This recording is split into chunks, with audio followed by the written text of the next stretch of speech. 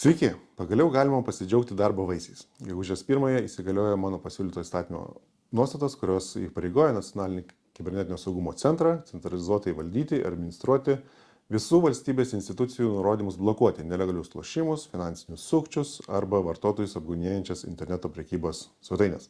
Sistema Vasaris, taip vadinama, per 15 minučių visiems interneto tiekėjams Lietuvoje išsiuntinėjo informaciją apie blokuotinus domenus. Tai didžiulis proveržis Lietuvai. Kokias 3 šalis reiktų išmesti iš Europos Sąjungos? Šį klausimą gavau kaip Laisvės partijos kandidatas į Europos parlamentus.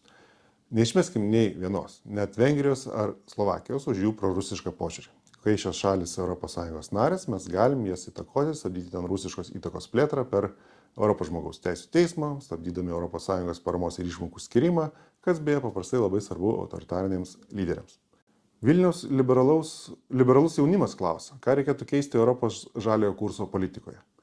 Europos žaliasis kursas yra nukeliavęs super didelio biurokratizmo keliu. Įmonės teigia naujus skyrius, kur priima naujus darbuotojus, kur rengia tvarumo ataskaitas. Konsultantai skaičiuoja kiekvienos biodegalų rūšies šias sutaupimus.